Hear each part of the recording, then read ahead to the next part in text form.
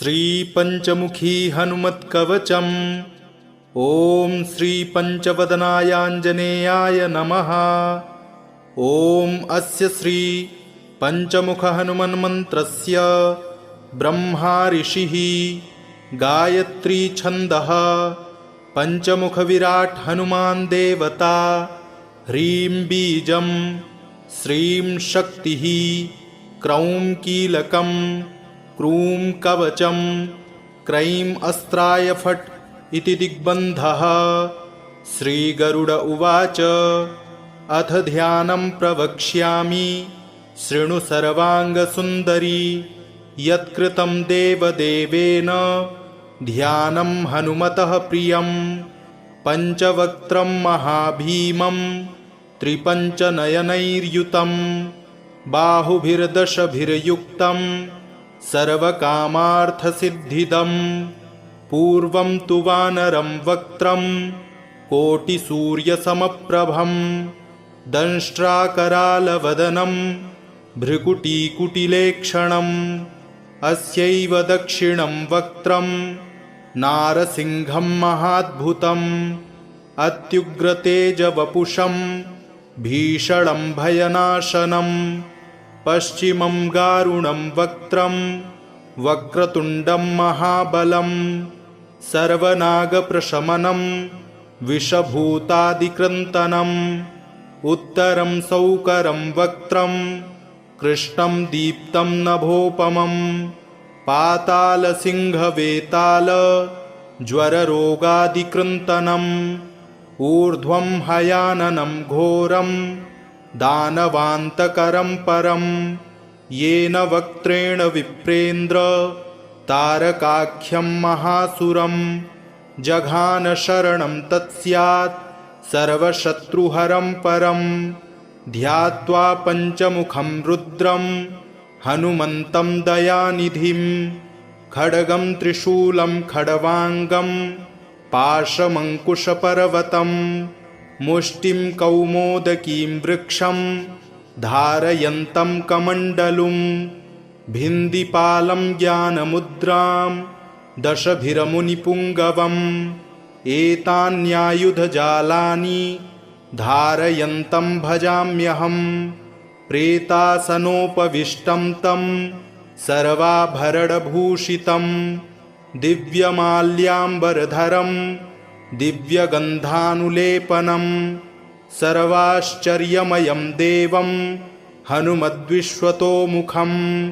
पञ्चास्यमच्युतमनेकविचित्रवर्ण वक्त्रं शशाङ्कशिखरं कपिराजवर्यं पीताम्बरादिमुकुटैरुपशोभिताङ्गं पिङ्गाक्षमाद्यमनिशं मनसा स्मरामि। मर्कटेशं महोत्साहं सर्वशत्रुहरं परं शत्रुसंहर मां रक्ष श्रीमन्नापदमुद्धर।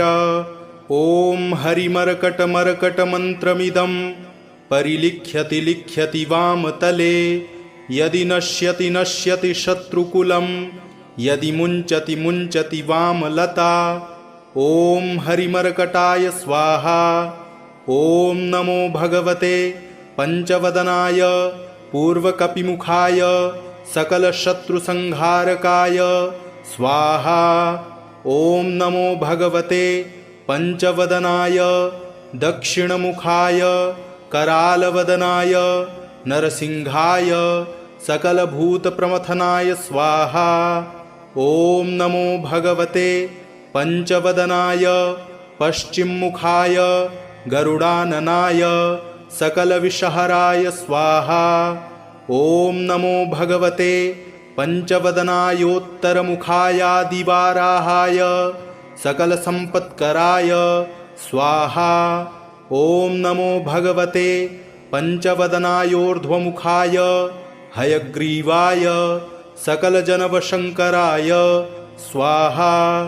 ॐ अस्य श्रीपञ्चमुख हनुमन्मन्त्रस्य श्रीरामचन्द्र ऋषिः अनुष्टुप्छन्दः पञ्चमुखवीर हनुमान् देवता हनुमानिति बीजं वायुपुत्र इति शक्तिः अंजनासुत इति कीलकं श्रीरामदूत हनुमत्प्रसाद सिद्ध्यर्थे जपे विनियोगः ऋष्यादिकं विन्यसेत। ॐ अंजनासुताय अंगुष्ठाभ्यां नमः। ॐ रुद्रमूर्तये तर्जनीभ्यां नमः। ॐ वायुपुत्राय मध्यमाभ्यां नमः। ॐ अग्निगर्भाय अनामिकाभ्यां नमः। ॐ रामदूताय कनिष्ठिकाभ्यां नमः। ॐ पंचमुख हनुमते करतलकरपृष्ठाभ्यां नमः इति करन्यासः। ॐ अंजनासुताय हृदयाय नमः। ॐ रुद्रमूर्तये शिरसे स्वाहा। ॐ वायुपुत्राय शिखायै वषट्। ॐ अग्निगर्भाय कवचाय हुम्। ॐ रामदूताय नेत्रत्रयाय वौषट्।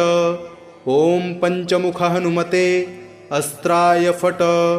पंचमुख हनुमते स्वाहा इति दिग्बन्धः। अथ ध्यानम्। वन्दे वानरनारसिंहखगराट् क्रोडाश्ववक्त्रान्वितं दिव्यालङ्करणं त्रिपञ्चनयनं देदीप्यमानं रुचां हस्ताब्जैरसिखेटपुस्तकसुधा कुम्भाङ्कुशाद्रिंहलं खड्वाङ्गं फणिभूरुहं दशभुजं सर्वारिवीरापहम्। अथ मन्त्रः। ॐ रामदूतायाञ्जनेयाय वायुपुत्राय महाबलपराक्रमाय सीतादुःखनिवारणाय लङ्कादहनकारणाय महाबलप्रचण्डाय फाल्गुनसखाय कोलाहलसकलब्रह्माण्डविश्वरूपाय सप्तसमुद्रनिर्लङ्घनाय पिङ्गलनयनायामितविक्रमाय सूर्यबिम्बफलसेवनाय दुष्टनिवारणाय दृष्टिनिरालङ्कृताय सञ्जीविनी सञ्जीविताङ्गद लक्ष्मणमहाकपि सैन्यप्राणदाय दशकण्ठविध्वंसनाय रामेष्टाय महाफाल्गुनसखाय सीतासहित रामवरप्रदाय षट्प्रयोगागम पंचमुख वीरहनुमन्मन्त्रजपे विनियोगः। ॐ हरिमर्कटमर्कटाय बं बं बं बं बं वौषट स्वाहा। ॐ हरिमर्कटमर्कटाय फं फं फं फं फं फट् स्वाहा। ॐ हरिमर्कटमर्कटाय खें खें खें खें खें मारणाय स्वाहा। ॐ हरिमर्कटमर्कटाय लुं लुं लुं लुं लुं आकर्षित सकलसम्पत्कराय स्वाहा। ॐ हरिमर्कटमर्कटाय धन धन धन धन धन शत्रुस्तम्भनाय स्वाहा।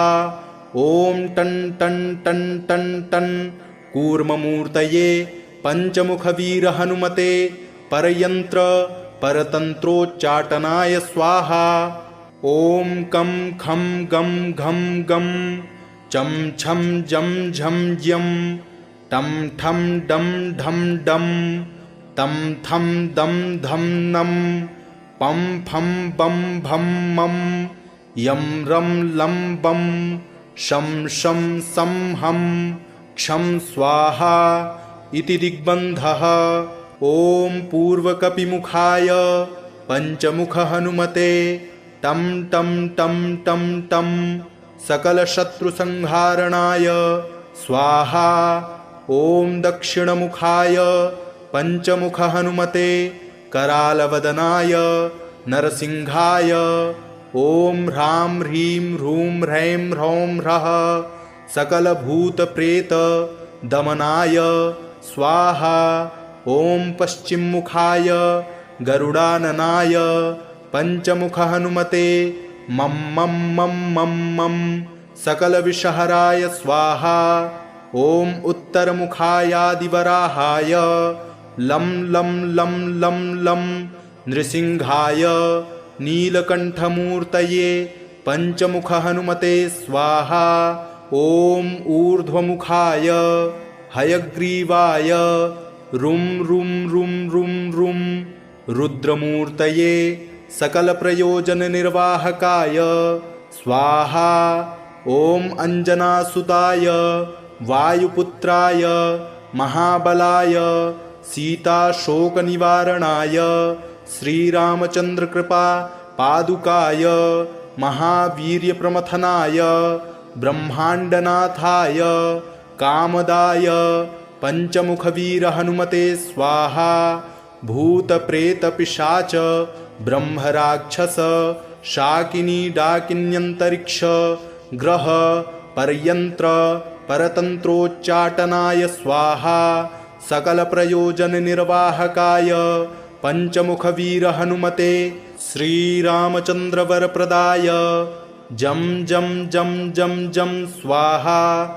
इदं कवचं पठित्वा तु महाकवचं पठेन्नरः एकवारं जपेत् स्तोत्रं सर्वशत्रुनिवारणं द्विवारं तु पठेन्नित्यं पुत्रपौत्रप्रवर्धनं त्रिवारं च पठेन्नित्यं सर्वसम्पत्करं शुभं चतुर्वारं पठेन्नित्यं सर्वरोगनिवारणं पञ्चवारं पठेन्नित्यं सर्वलोकवशङ्करं षड्वारं पठेन्नित्यं सर्वदेववशङ्करं सप्तवारं पठेन्नित्यं सर्वसौभाग्यदायकम् अष्टवारं पठेन्नित्यं मिष्टकामार्थसिद्धिदं नववारं पठेन्नित्यं राजभोगमवाप्नुयात् दशवारं पठेन्नित्यं त्रैलोक्यज्ञानदर्शनं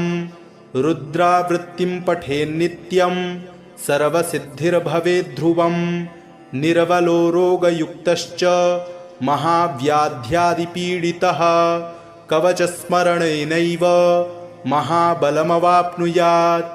ॐ श्रीपञ्चवदनायाञ्जनेयाय नमः।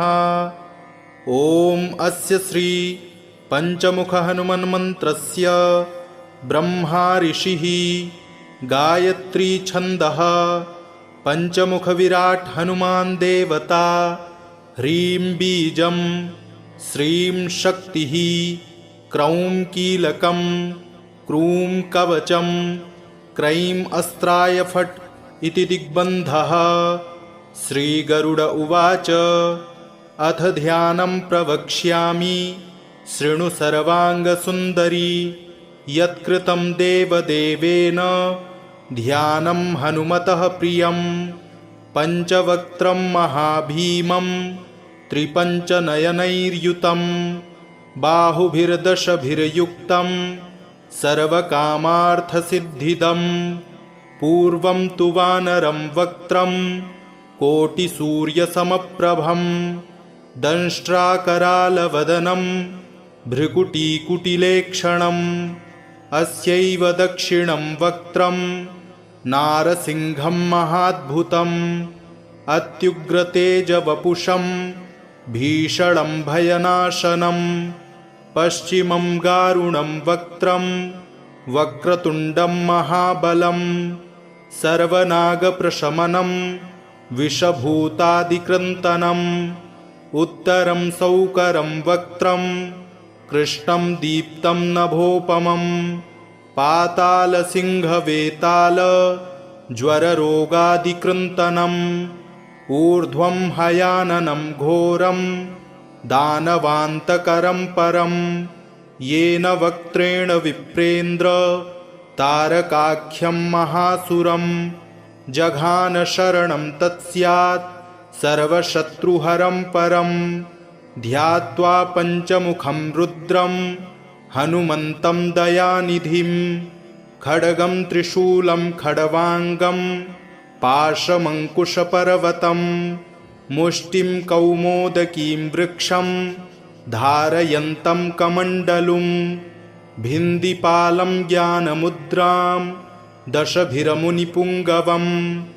एतान्यायुधजालानि धारयन्तं भजाम्यहं प्रेतासनोपविष्टं तं सर्वाभरणभूषितं दिव्यमाल्याम्बरधरं दिव्यगन्धानुलेपनं सर्वाश्चर्यमयं देवं हनुमद्विश्वतोमुखं पञ्चास्यमच्युतमनेकविचित्रवर्ण वक्त्रं शशाङ्कशिखरं कपिराजवर्यं पीताम्बरादिमुकुटैरुपशोभिताङ्गं पिङ्गाक्षमाद्यमनिशं मनसा स्मरामि मर्कटेशं महोत्साहं सर्वशत्रुहरं परं शत्रुसंहर मां रक्ष श्रीमन्नापदमुद्धर।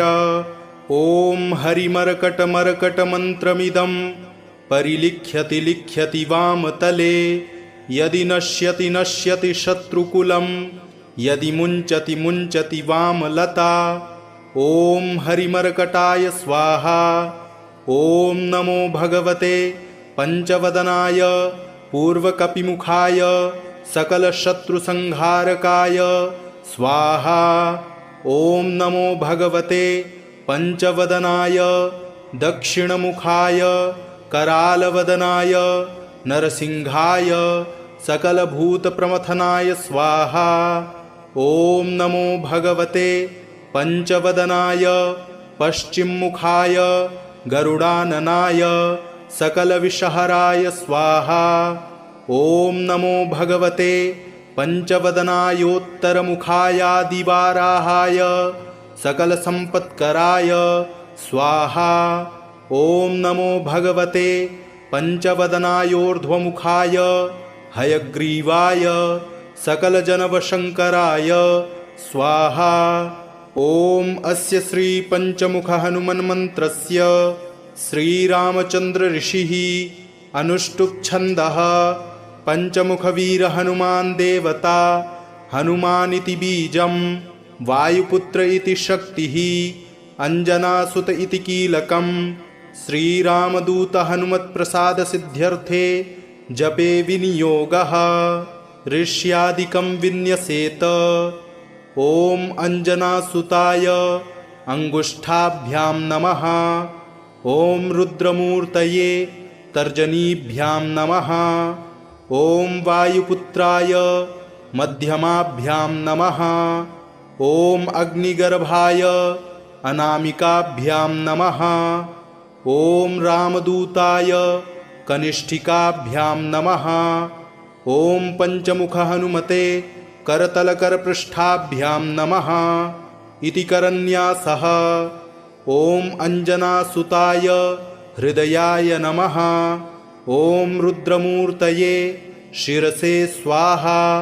ॐ वायुपुत्राय शिखायै वषट्। ॐ अग्निगर्भाय कवचाय हुम्। ॐ रामदूताय नेत्रत्रयाय वौषट्। ॐ पञ्चमुखहनुमते अस्त्राय फट्। पञ्चमुखहनुमते स्वाहा इति दिग्बन्धः। अथ ध्यानम्। वन्दे वानरनारसिंहखगराट् क्रोडाश्ववक्त्रान्वितं दिव्यालङ्करणं त्रिपञ्चनयनं देदीप्यमानं रुचां हस्ताब्जैरसिखेटपुस्तकसुधा कुम्भाङ्कुशाद्रिंहलं खड्वाङ्गं फणिभूरुहं दशभुजं सर्वारिवीरापहम्। अथ मन्त्रः। ॐ रामदूतायाञ्जनेयाय वायुपुत्राय महाबलपराक्रमाय सीतादुःखनिवारणाय लङ्कादहनकारणाय महाबलप्रचण्डाय फाल्गुनसखाय कोलाहलसकलब्रह्माण्डविश्वरूपाय सप्तसमुद्रनिर्लङ्घनाय पिङ्गलनयनायामितविक्रमाय सूर्यबिम्बफलसेवनाय दुष्टनिवारणाय दृष्टिनिरालङ्कृताय सञ्जीविनी सञ्जीविताङ्गद लक्ष्मणमहाकपि सैन्यप्राणदाय दशकण्ठविध्वंसनाय रामेष्टाय महाफाल्गुनसखाय सीतासहित रामवरप्रदाय षट्प्रयोगागम पञ्चमुख वीर हनुमन् मंत्र जपे विनियोगः। ओम हरिमर्कटमर्कटाय बम बम बम बम बम वौषट स्वाहा। ओम हरिमर्कटमर्कटाय फम फम फम फम फम फट स्वाहा। ओम हरिमर्कटमर्कटाय खेम खेम खेम खेम खेम मारणाय स्वाहा। ओम हरिमर्कटमर्कटाय लुम लुम लुम लुम लुम आकर्षित सकल संपत्कराय स्वाहा। ओम हरिमर्कटमर्कटाय धन धन धन धन धन शत्रुस्तंभनाय स्वाहा। ओम टन टन टन टन टन कूर्ममूर्तये पंचमुख वीर हनुमते परयंत्र परतंत्रोच्चाटनाय स्वाहा। ओम कम खम गम घम गम चम छम जम झम यम टम ठम डम ढम डम तम थम दम धम नम पम फम बम भम मम यम रम लम बम शम शम सम हम क्षम स्वाहा इति दिग्बन्धः। ओम पूर्वकपिमुखाय पंचमुख हनुमते टम टम टम टम टम सकल शत्रु संहारणाय स्वाहा। ओम दक्षिणमुखाय पंचमुख हनुमते करालवदनाय नरसिंहाय ओम ह्रां ह्रीं ह्रूं ह्रैं ह्रौं ह्रः सकल भूत प्रेत दमनाय स्वाहा। ओम पश्चिममुखाय गरुडाननाय पंचमुख हनुमते मम मम मम मम मम सकल विषहराय स्वाहा। ओम उत्तरमुखायादिवराहाय लं लं लं लं लं नृसिंहाय नीलकंठमूर्तये पंचमुख हनुमते स्वाहा। ओम ऊर्ध्वमुखाय हयग्रीवाय रुं रुं रुं रुं रुं रुद्रमूर्तये सकल प्रयोजन निर्वाहकाय स्वाहा। ओम अंजनासुताय वायुपुत्राय महाबलाय सीता शोक निवारणाय श्रीरामचंद्र कृपा पादुकाय महावीर्य प्रमथनाय ब्रह्मांडनाथाय कामदाय पंचमुख वीर हनुमते स्वाहा। भूत प्रेत पिशाच ब्रह्म राक्षस शाकिनी डाकिन्यंतरिक्ष ग्रह परयंत्र परतंत्रोच्चाटनाय स्वाहा। सकल प्रयोजन निर्वाहकाय पंचमुख वीर हनुमते श्रीरामचंद्र वरप्रदाय जम जम जम जम जम स्वाहा।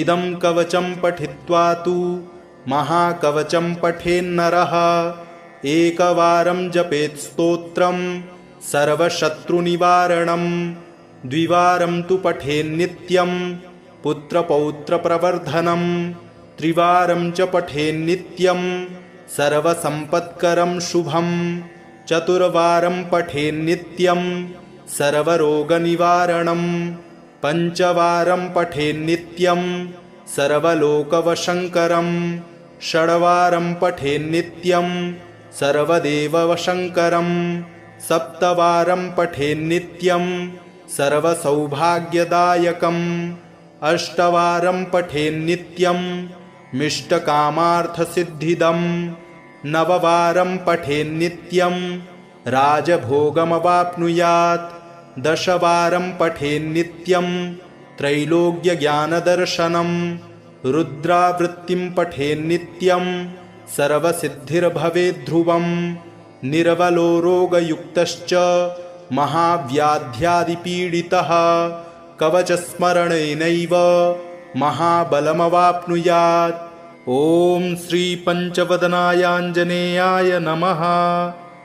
ॐ अस्य श्री पंचमुख हनुमन्मन्त्रस्य ब्रह्मा ऋषिः गायत्री छन्दः पंचमुख विराट हनुमान् देवता ह्रीं बीजं श्रीं शक्तिः क्रौं कीलकं क्रूं कवचं क्रैं अस्त्राय फट् इति दिग्बन्धः। श्रीगरुड उवाच अथ ध्यानं प्रवक्ष्यामि शृणु सर्वाङ्गसुन्दरी। यत्कृतं देवदेवेन ध्यानं हनुमतः प्रियं। पञ्चवक्त्रं महाभीमं त्रिपञ्चनयनैर्युतं बाहुभिर्दशभिर्युक्तं सर्वकामार्थसिद्धिदं। पूर्वं तु वानरं वक्त्रं कोटिसूर्यसमप्रभं दंष्ट्राकरालवदनं भ्रुकुटीकुटिलेक्षणम्। अस्यैव दक्षिणं वक्त्रं नारसिंहं महाद्भुतम् अत्युग्रतेजवपुषं भीषणं भयनाशनं। पश्चिमं गारुणं वक्त्रं वक्रतुण्डं महाबलं सर्वनागप्रशमनं विषभूतादिक्रन्तनम्। उत्तरं सौकरं वक्त्रं कृष्णं दीप्तं नभोपमं पातालसिंहवेताल ज्वररोगादिकृन्तनम्। ऊर्ध्वं हयाननं घोरं दानवान्तकरं परं येन वक्त्रेण विप्रेन्द्र तारकाख्यं महासुरं। जघान शरणं तत्स्यात् सर्वशत्रुहरं परं ध्यात्वा पञ्चमुखं रुद्रं हनुमन्तं दयानिधिं। खड्गं त्रिशूलं खड्वाङ्गं पाशमङ्कुशपर्वतं मुष्टिं कौमोदकीं वृक्षं धारयन्तं कमण्डलुं। भिन्दिपालं ज्ञानमुद्रां दशभिरमुनिपुङ्गवम् एतान्यायुधजालानि धारयन्तं भजाम्यहं। प्रेतासनोपविष्टं तं सर्वाभरणभूषितं दिव्यमाल्याम्बरधरं दिव्यगन्धानुलेपनं सर्वाश्चर्यमयं देवं हनुमद्विश्वतोमुखं।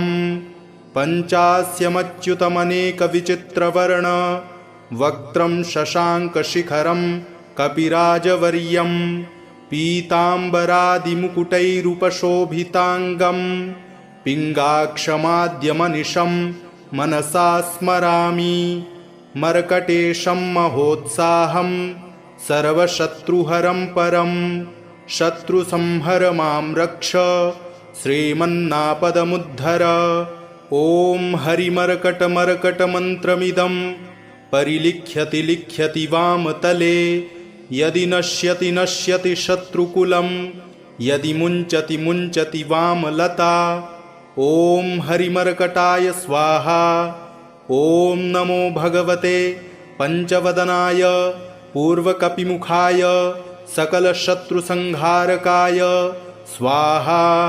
ॐ नमो भगवते पञ्चवदनाय दक्षिणमुखाय करालवदनाय नरसिंहाय सकलभूतप्रमथनाय स्वाहा।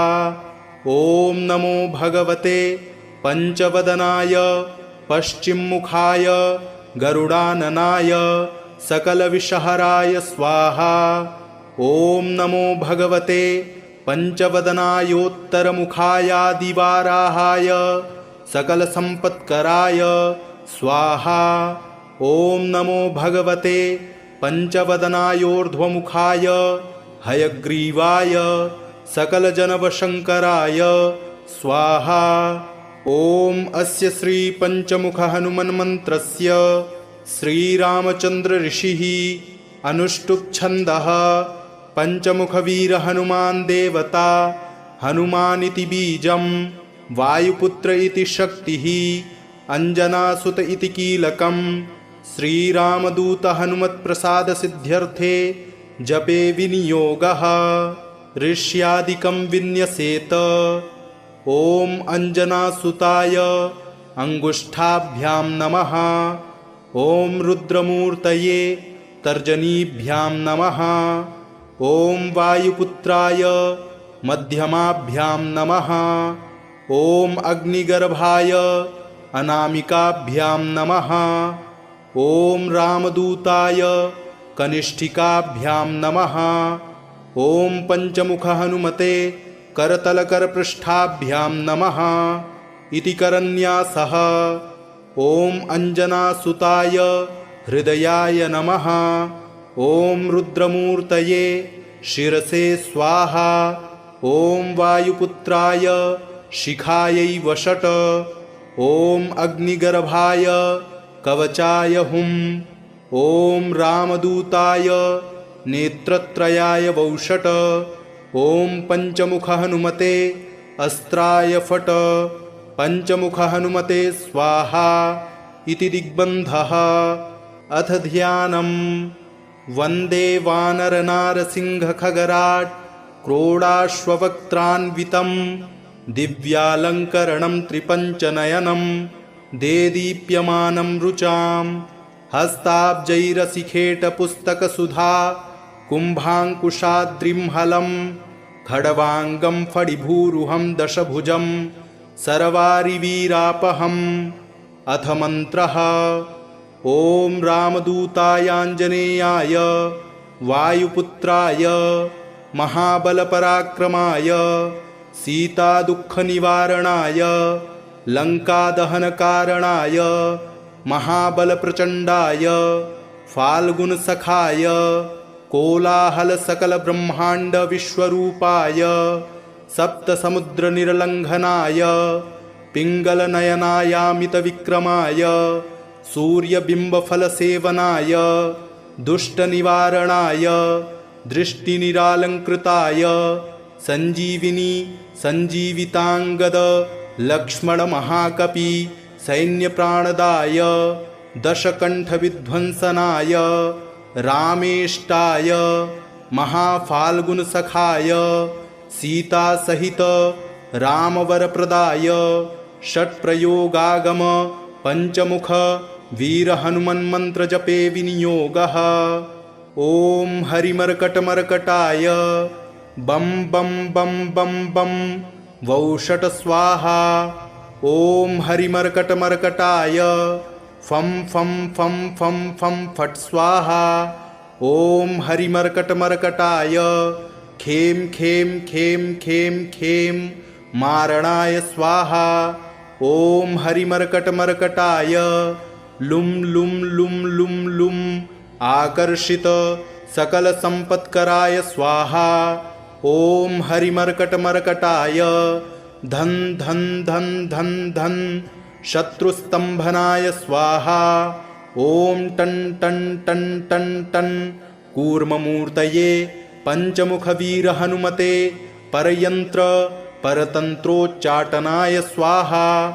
ॐ कं खं गं घं गं चं छं जं झं यं टं ठं डं ढं डं तं थं दं धं नं पं फं बं भं मं यं रं लं बं शं शं सं हं क्षं स्वाहा इति दिग्बन्धः। ॐ पूर्वकपिमुखाय पंचमुख हनुमते टं टं टं टं टं सकलशत्रुसंहारणाय स्वाहा। ॐ दक्षिणमुखाय पंचमुख हनुमते करालवदनाय नरसिंहाय ॐ ह्रां ह्रीं ह्रूं ह्रैं ह्रौं ह्रः सकलभूतप्रेत दमनाय स्वाहा। ॐ पश्चिममुखाय गरुडाननाय पंचमुख हनुमते मं मं मं मं मं सकलविषहराय स्वाहा।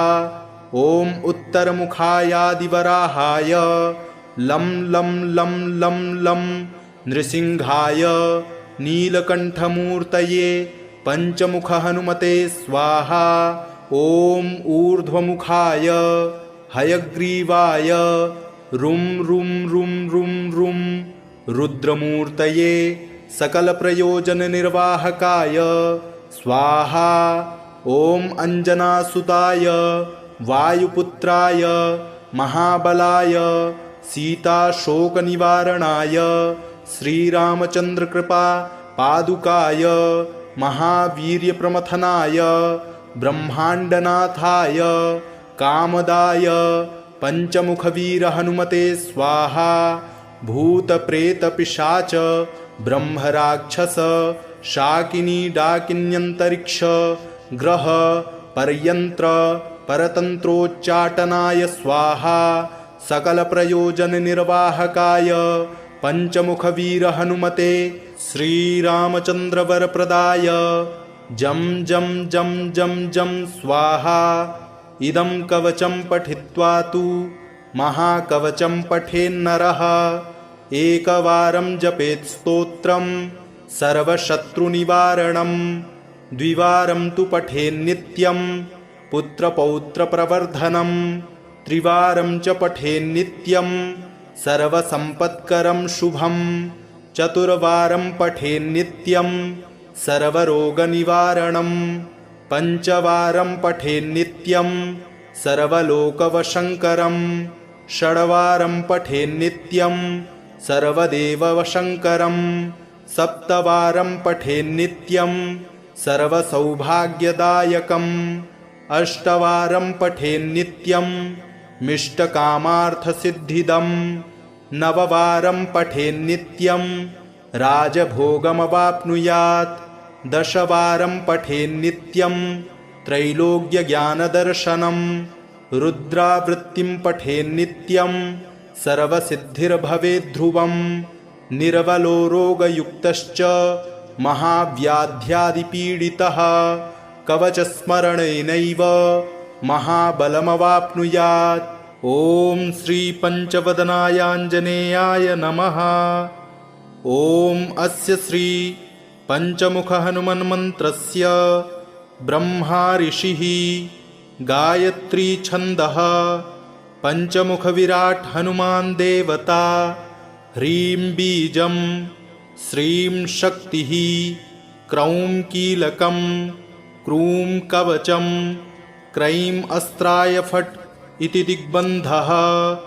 श्रीगरुड उवाच अथ ध्यानं प्रवक्ष्यामि शृणु सर्वाङ्गसुन्दरी। यत्कृतं देवदेवेन ध्यानं हनुमतः प्रियं। पञ्चवक्त्रं महाभीमं त्रिपञ्चनयनैर्युतं। बाहुभिर्दशभिर्युक्तं सर्वकामार्थसिद्धिदं। पूर्वं तु वानरं वक्त्रं कोटिसूर्यसमप्रभं। दंष्ट्राकरालवदनं भ्रुकुटीकुटिलेक्षणम्। अस्यैव दक्षिणं वक्त्रं नारसिंहं महाद्भुतम्। अत्युग्रतेजवपुषं भीषणं भयनाशनं। पश्चिमं गारुणं वक्त्रं वक्रतुण्डं महाबलं। सर्वनागप्रशमनं विषभूतादिक्रन्तनम्। उत्तरं सौकरं वक्त्रं कृष्णं दीप्तं नभोपमं। पातालसिंहवेताल ज्वररोगादिकृन्तनम्। ऊर्ध्वं हयाननं घोरं दानवान्तकरं परं। येन वक्त्रेण विप्रेन्द्र तारकाख्यं महासुरं। जघान शरणं तत्स्यात् सर्वशत्रुहरं परं। ध्यात्वा पञ्चमुखं रुद्रं हनुमन्तं दयानिधिं। खड्गं त्रिशूलं खड्वाङ्गं पाशमङ्कुशपर्वतं। मुष्टिं कौमोदकीं वृक्षं धारयन्तं कमण्डलुं। भिन्दिपालं ज्ञानमुद्रां दशभिरमुनिपुङ्गवम्। एतान्यायुधजालानि धारयन्तं भजाम्यहम्। प्रेतासनोपविष्टं तं सर्वाभरणभूषितं। दिव्यमाल्याम्बरधरं दिव्यगन्धानुलेपनं। सर्वाश्चर्यमयं देवं हनुमद्विश्वतोमुखं। पञ्चास्यमच्युतमनेकविचित्रवर्ण वक्त्रं शशाङ्कशिखरं कपिराजवर्यं। पीताम्बरादिमुकुटैरुपशोभिताङ्गं। पिङ्गाक्षमाद्यमनिशं मनसा स्मरामि मर्कटेशं महोत्साहं सर्वशत्रुहरं परं शत्रुसंहर मां रक्ष श्रीमन्नापदमुद्धर।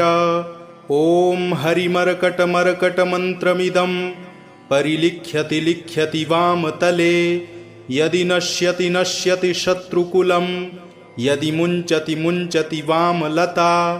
ॐ हरिमर्कटाय स्वाहा। ॐ नमो भगवते पंचवदनाय पूर्वकपिमुखाय सकलशत्रुसंहारकाय स्वाहा। ॐ नमो भगवते पंचवदनाय दक्षिणमुखाय करालवदनाय नरसिंहाय सकलभूतप्रमथनाय स्वाहा। ॐ नमो भगवते पंचवदनाय पश्चिममुखाय गरुडाननाय सकलविषहराय स्वाहा। ॐ नमो भगवते पंचवदनायोत्तरमुखायादिवाराहाय सकलसम्पत्कराय स्वाहा। ॐ नमो भगवते पंचवदनायोर्ध्वमुखाय हयग्रीवाय सकलजनवशङ्कराय स्वाहा। ॐ अस्य श्रीपञ्चमुखहनुमन्मन्त्रस्य श्रीरामचन्द्र ऋषिः अनुष्टुप्छन्दः पंचमुखवीरहनुमान् देवता हनुमानिति बीजं वायुपुत्र इति शक्तिः अंजनासुत इति कीलकं श्रीरामदूत हनुमत्प्रसादसिद्ध्यर्थे जपे विनियोगः ऋष्यादिकं विन्यसेत। ॐ अंजनासुताय अंगुष्ठाभ्यां नमः। ॐ रुद्रमूर्तये तर्जनीभ्यां नमः। ॐ वायुपुत्राय मध्यमाभ्यां नमः। ॐ अग्निगर्भाय अनामिकाभ्यां नमः। ॐ रामदूताय कनिष्ठिकाभ्यां नमः। ॐ पंचमुख हनुमते करतलकरपृष्ठाभ्यां नमः इति करन्यासः। ॐ अंजनासुताय हृदयाय नमः। ॐ रुद्रमूर्तये शिरसे स्वाहा। ॐ वायुपुत्राय शिखायै वषट्। ॐ अग्निगर्भाय कवचाय हुम्। ॐ रामदूताय नेत्रत्रयाय वौषट्। ॐ पंचमुख हनुमते अस्त्राय फट्। पंचमुख हनुमते स्वाहा इति दिग्बन्धः। अथ ध्यानम्। वन्दे वानरनारसिंहखगराट् क्रोडाश्ववक्त्रान्वितं दिव्यालङ्करणं त्रिपञ्चनयनं देदीप्यमानं रुचां हस्ताब्जैरसिखेटपुस्तकसुधा कुम्भाङ्कुशाद्रिं खड्वाङ्गं फणिभूरुहं दशभुजं सर्वारिवीरापहम्। अथ मन्त्रः। ॐ रामदूतायाञ्जनेयाय वायुपुत्राय महाबलपराक्रमाय सीतादुःखनिवारणाय लङ्कादहनकारणाय महाबलप्रचण्डाय फाल्गुनसखाय कोलाहलसकलब्रह्माण्डविश्वरूपाय सप्तसमुद्रनिर्लङ्घनाय पिङ्गलनयनायामितविक्रमाय सूर्यबिम्बफलसेवनाय दुष्टनिवारणाय दृष्टिनिरालङ्कृताय सञ्जीविनी सञ्जीविताङ्गद लक्ष्मणमहाकपि सैन्यप्राणदाय दशकण्ठविध्वंसनाय रामेष्टाय महाफाल्गुनसखाय सीतासहित रामवरप्रदाय षट्प्रयोगागम पंचमुख वीरहनुमन्मन्त्रजपे विनियोगः। ॐ हरिमर्कटमर्कटाय बं बं बं बं बं वौषट स्वाहा। ॐ हरिमर्कटमर्कटाय फं फं फं फं फं फट् स्वाहा। ॐ हरिमर्कटमर्कटाय खें खें खें खें खें मारणाय स्वाहा। ॐ हरिमर्कटमर्कटाय लुम लुम लुम लुम लुम आकर्षित सकल संपत्कराय स्वाहा। ओम हरिमर्कटमर्कटाय धन धन धन धन धन शत्रुस्तंभनाय स्वाहा। ओम टन टन टन टन टन कूर्ममूर्तये पंचमुख वीर हनुमते परयंत्र परतंत्रोच्चाटनाय स्वाहा। ओम कं खं गं घं गं चं छं जं झं यं टं ठं डं ढं डं तं थं दं धं नं पं फं बं भं मं यं रं लं बं शं शं सं हं क्षं स्वाहा इति दिग्बन्धः। ओम पूर्वकपिमुखाय पंचमुख हनुमते टं टं टं टं टं सकलशत्रुसंहारणाय स्वाहा। ओम दक्षिणमुखाय पंचमुख हनुमते करालवदनाय नरसिंहाय।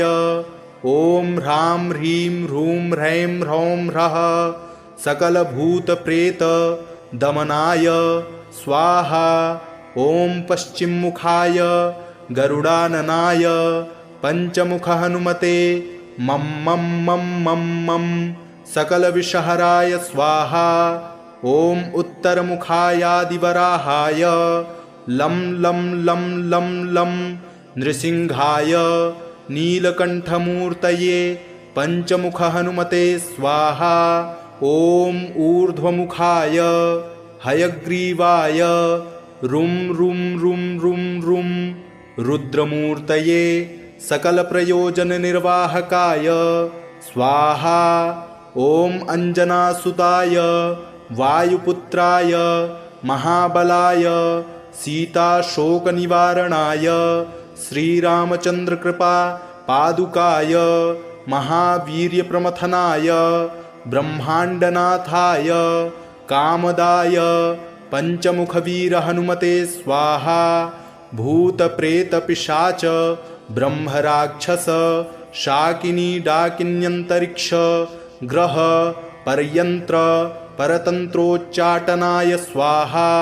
सकल प्रयोजन निर्वाहकाय पंचमुखवीर हनुमते श्रीरामचंद्र वरप्रदाय जं जं जं जं जं स्वाहा।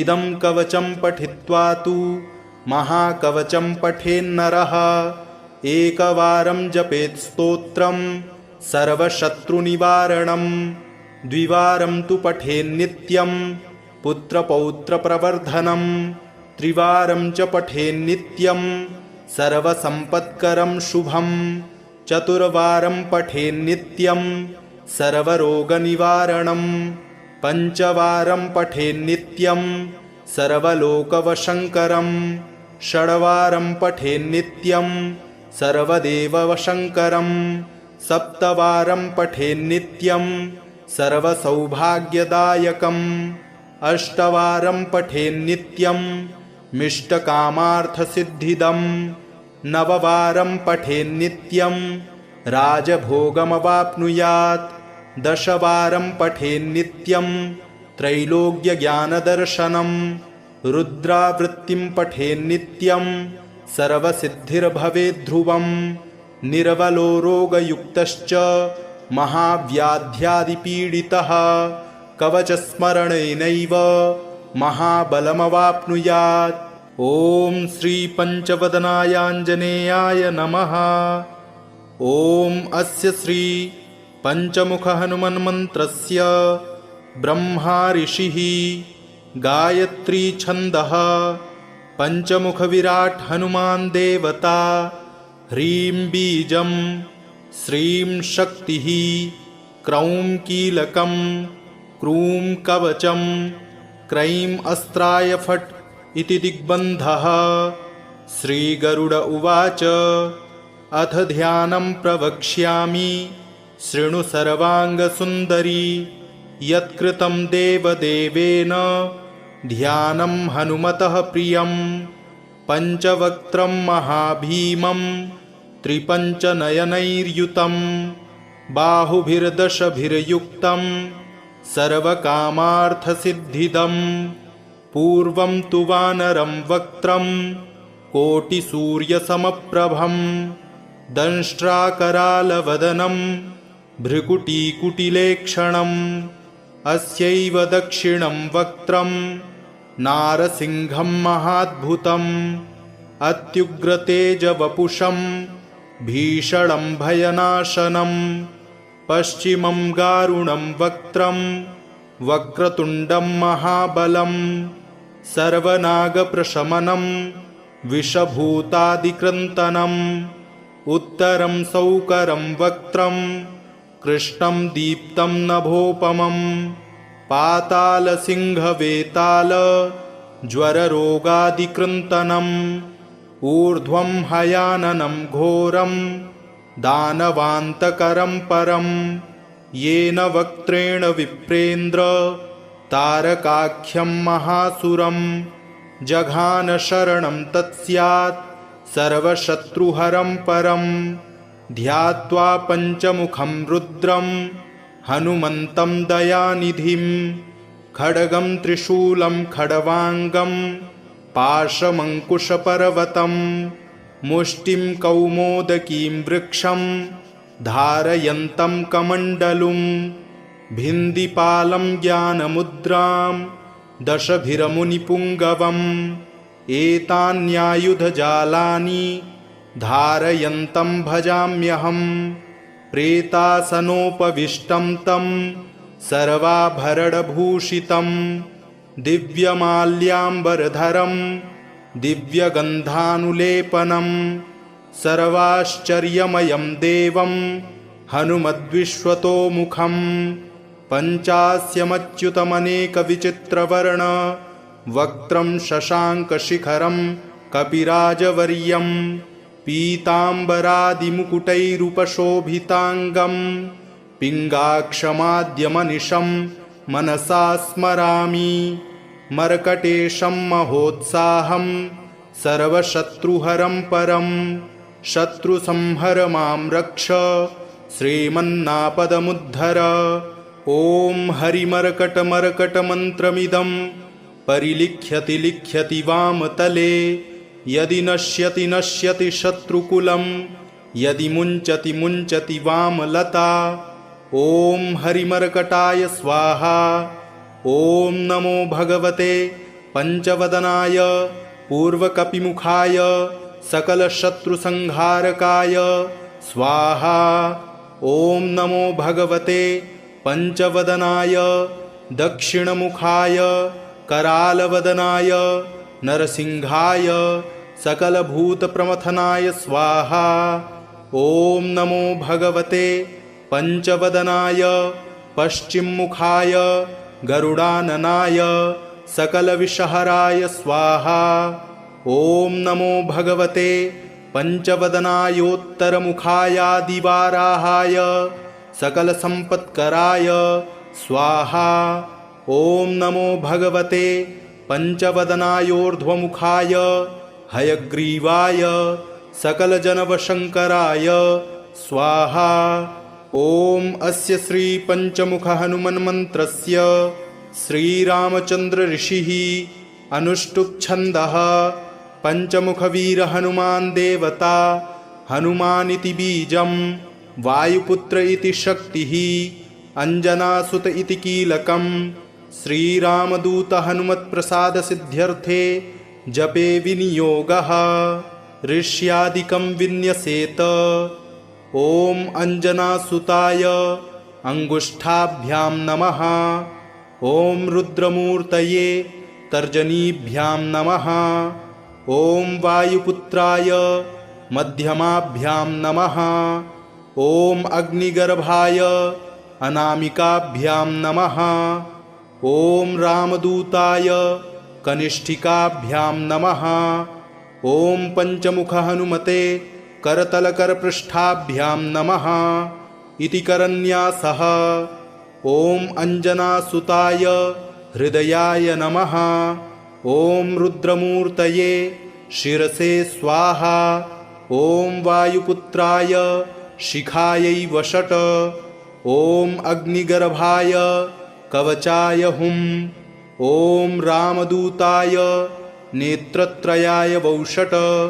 ॐ पंचमुख हनुमते अस्त्राय फट। पंचमुख हनुमते स्वाहा इति दिग्बन्धः। अथ ध्यानम्। वन्दे वानरनारसिंहखगराट् क्रोडाश्ववक्त्रान्वितं दिव्यालङ्करणं त्रिपञ्चनयनं देदीप्यमानं रुचां हस्ताब्जैरसिखेटपुस्तकसुधा कुम्भाङ्कुशाद्रिं खड्वाङ्गं फणिभूरुहं दशभुजं सर्वारिवीरापहम्। अथ मन्त्रः। ॐ रामदूतायाञ्जनेयाय वायुपुत्राय महाबलपराक्रमाय सीतादुःखनिवारणाय लङ्कादहनकारणाय महाबलप्रचण्डाय फाल्गुनसखाय कोलाहलसकलब्रह्माण्डविश्वरूपाय सप्तसमुद्रनिर्लङ्घनाय पिङ्गलनयनायामितविक्रमाय सूर्यबिम्बफलसेवनाय दुष्टनिवारणाय दृष्टिनिरालङ्कृताय सञ्जीविनी सञ्जीविताङ्गद लक्ष्मणमहाकपि सैन्यप्राणदाय दशकण्ठविध्वंसनाय रामेष्टाय महाफाल्गुनसखाय सीतासहित रामवरप्रदाय षट्प्रयोगागम पंचमुख वीरहनुमन्मन्त्रजपे विनियोगः। ॐ हरिमर्कटमर्कटाय बं बं बं बं बं वौषट स्वाहा। ॐ हरिमर्कटमर्कटाय फं फं फं फं फं फट् स्वाहा। ॐ हरिमर्कटमर्कटाय खें खें खें खें खें मारणाय स्वाहा। ॐ हरिमर्कटमर्कटाय लुं लुं लुं लुं लुं आकर्षित सकलसम्पत्कराय स्वाहा। ॐ हरिमर्कटमर्कटाय धन धन धन धन धन शत्रुस्तम्भनाय स्वाहा। ॐ टन् टन् टन् टन् टन् कूर्ममूर्तये पंचमुखवीरहनुमते परयन्त्र परतन्त्रोच्चाटनाय स्वाहा। ॐ कं खं गं घं गं चं छं जं झं यं टं ठं डं ढं डं तं थं दं धं नं पं फं बं भं मं यं रं लं बं शं शं सं हं क्षं स्वाहा इति दिग्बन्धः। ॐ पूर्वकपिमुखाय पंचमुख हनुमते टं टं टं टं टं सकलशत्रुसंहारणाय स्वाहा। ॐ दक्षिणमुखाय पंचमुख हनुमते करालवदनाय नरसिंहाय ॐ ह्रां ह्रीं ह्रूं ह्रैं ह्रौं ह्रः सकलभूतप्रेत दमनाय स्वाहा। ॐ पश्चिममुखाय गरुडाननाय पंचमुख हनुमते मं मं मं मं मं सकलविषहराय स्वाहा। ॐ उत्तरमुखायादिवराहाय लं लं लं लं लं नृसिंहाय नीलकण्ठमूर्तये पंचमुख हनुमते स्वाहा। ॐ ऊर्ध्वमुखाय हयग्रीवाय रुं रुं रुं रुं रुं रुद्रमूर्तये सकलप्रयोजननिर्वाहकाय स्वाहा।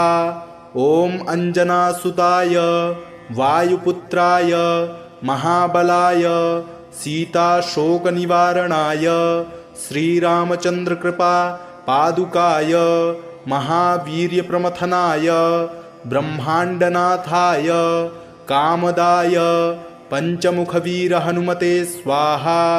भूतप्रेतपिशाच ब्रह्मराक्षस शाकिनी डाकिन्यन्तरिक्ष ग्रह परयन्त्र परतन्त्रोच्चाटनाय स्वाहा।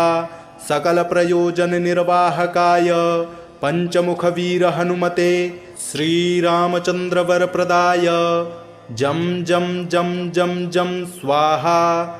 इदं कवचं पठित्वा तु महाकवचं पठेन्नरः।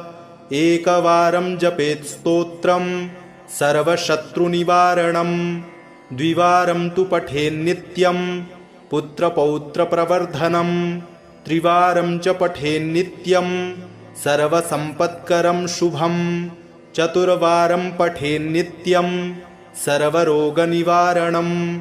पञ्चवारं पठेन्नित्यं सर्वलोकवशङ्करं। षड्वारं पठेन्नित्यं सर्वदेववशङ्करं। सप्तवारं पठेन्नित्यं सर्वसौभाग्यदायकम्। अष्टवारं पठेन्नित्यं मिष्टकामार्थसिद्धिदं। नववारं पठेन्नित्यं राजभोगमवाप्नुयात्। दशवारं पठेन्नित्यं त्रैलोक्यज्ञानदर्शनं। रुद्रावृत्तिं पठेन्नित्यं सर्वसिद्धिर्भवेद्ध्रुवं। निर्बलो रोगयुक्तश्च महाव्याध्यादिपीडितः कवचस्मरणेनैव महाबलमवाप्नुयात्। इति श्रीपञ्चमुखी हनुमत्कवचं सम्पूर्णम्।